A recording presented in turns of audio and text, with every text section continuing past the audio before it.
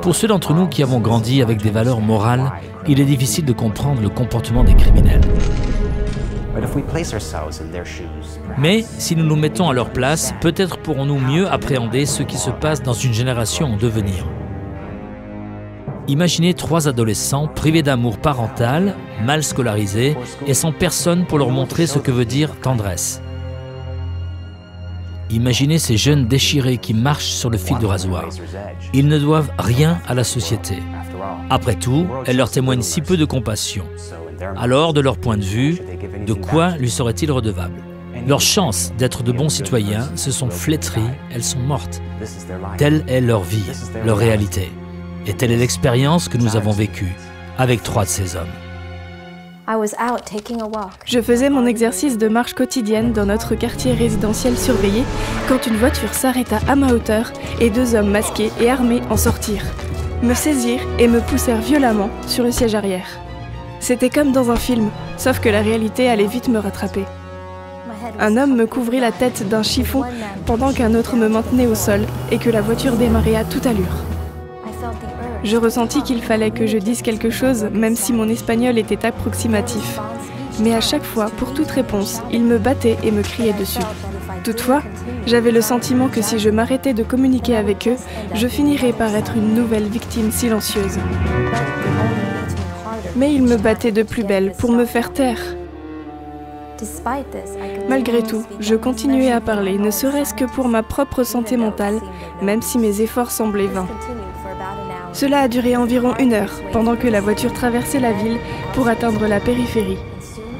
Puis j'ai constaté que nous ne roulions plus sur des pavés, mais sur un chemin de terre. Nous étions en train de nous éloigner de toute civilisation. Je savais ce que cela signifiait. Des amis et des connaissances nous avaient raconté des histoires d'enlèvement et de viol au milieu de nulle part, et celle-ci me revenait à l'esprit. Car c'est bien là que nous semblions nous diriger.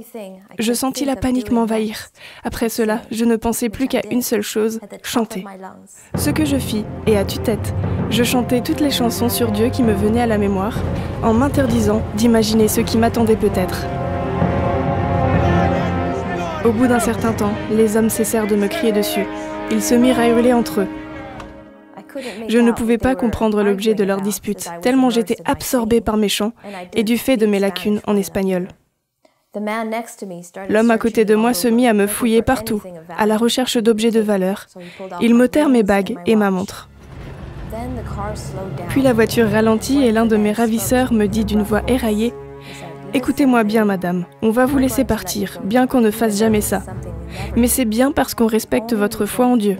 Maintenant, allez-vous-en. » Et il m'éjecta de la voiture alors qu'elle était en marche.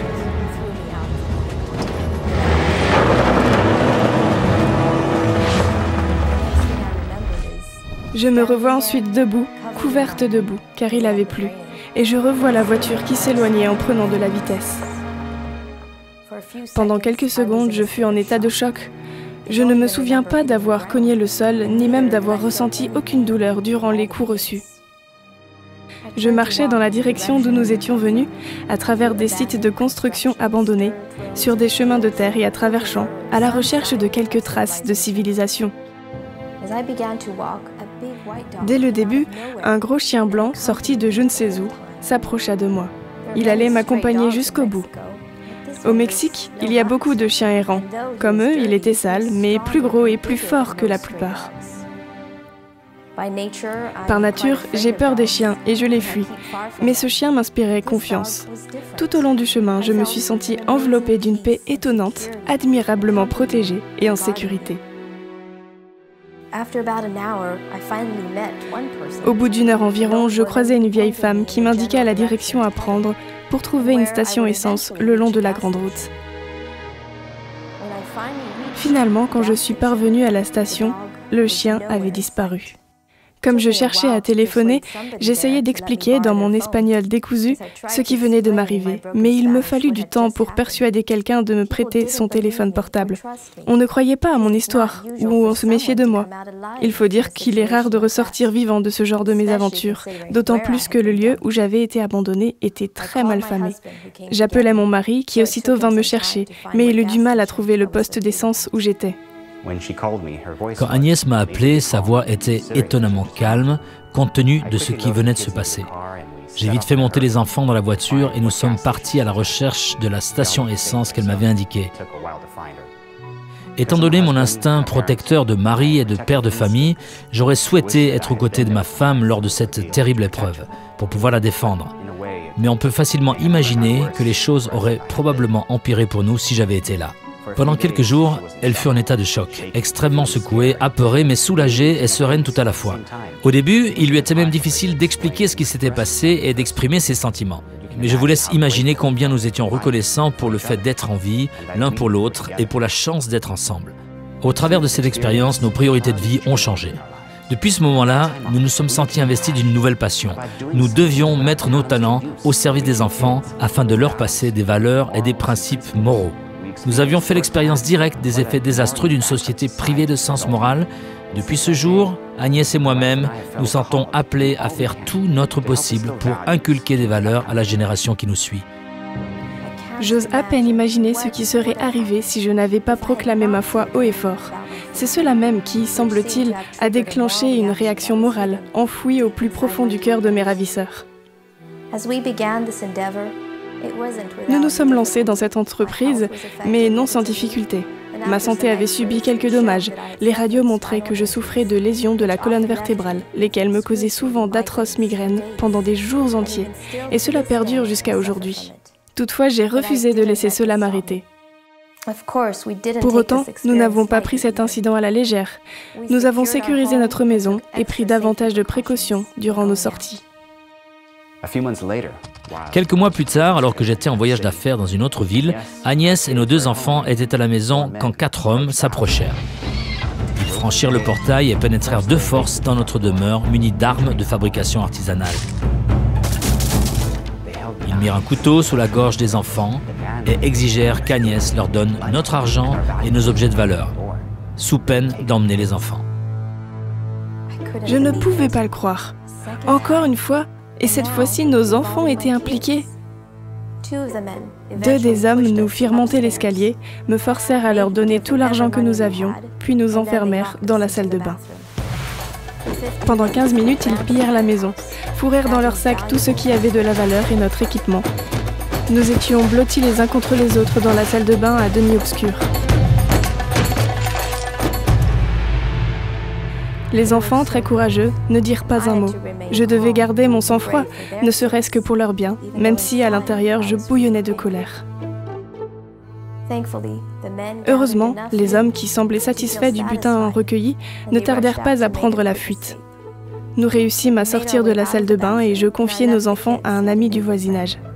Ensuite, je téléphonai à mon mari et appelai les gardes qui patrouillaient dans notre rue. Bientôt, la rue devant chez nous fourmillait de policiers. Ma patience n'a jamais été mise à aussi rude épreuve que ce soir-là, quand j'ai dû rentrer chez nous en voiture à travers Mexico City à l'heure de pointe. Ce deuxième incident nous a affectés plus encore que le premier, parce que nos enfants se trouvaient impliqués. Après la première expérience, nous nous sentions encore en sécurité chez nous à l'intérieur, mais à présent, ce n'était même plus le cas. Nous ne pouvions pas continuer à vivre comme ça.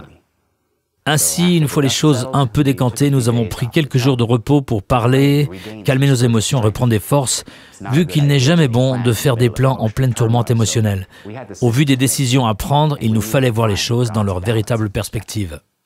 Pourquoi cela nous est-il arrivé? Comment retrouver les coupables? Autant de questions qui demeuraient sans réponse. De toute manière, nous avons vite compris que ces questions n'étaient pas les bonnes. Il valait mieux consacrer nos énergies à préparer la prochaine étape de notre vie. Nous avions perdu la plupart de nos objets de valeur, mais en fin de compte, ce n'était là que des choses matérielles. L'essentiel était que nous étions toujours en vie, et de cela, nous sommes à jamais reconnaissants. Nous avons découvert que ce n'est pas en remplaçant les choses perdues que nous allions retrouver la paix et la sérénité, mais à travers un processus de guérison provenant du pardon et une perspective positive provenant d'un changement de priorité.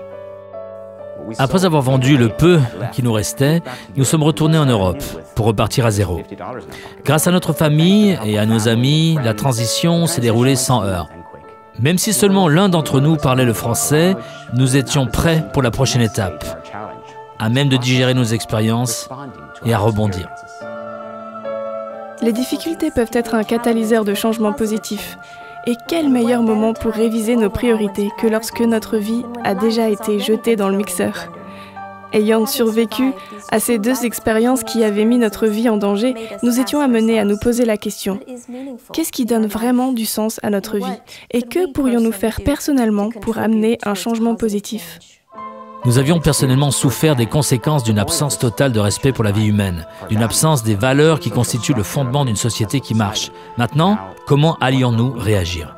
Cela aurait pu se produire dans n'importe quel pays, et malheureusement, ce genre de choses, et bien pire, ne cesse d'arriver dans le monde entier. Ces expériences ont suscité chez nous une grande passion pour l'éducation des enfants, le désir de promouvoir auprès de la nouvelle génération des valeurs morales. Les hommes impliqués dans nos expériences avaient probablement eux-mêmes une famille et des enfants. Quel genre de modèle leurs enfants avaient-ils? Nous voulions infléchir la tendance négative et contribuer à la formation de la personnalité de ces enfants. Il était donc logique de concentrer nos efforts sur les enfants pendant qu'ils sont encore malléables.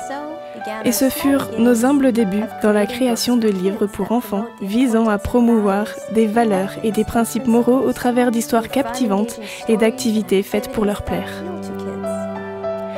Notre objectif est de créer des centaines de supports pédagogiques dont pourront profiter les jeunes et les moins jeunes. Telle est notre passion et mission. Si elle trouve en vous un écho quelconque, nous aimerions vous inviter à utiliser vos dons ou tout ce que vous avez au service des autres. Si vous voulez voir certains de nos livres et produits, n'hésitez pas à visiter notre site web kidible.eu. Nous aimerions vous encourager à transformer les difficultés de votre vie en catalyseur pour aider les autres. Nous sommes tous confrontés à des difficultés à divers niveaux, mais vous pouvez les utiliser pour le bien et comme un encouragement pour les autres. Au final, il y a fort à parier que cette attitude vous fera avancer dans le traitement de vos propres émotions, comme il en a été pour nous. Et voici notre message aux kidnappeurs. Nous revenons pour vos enfants.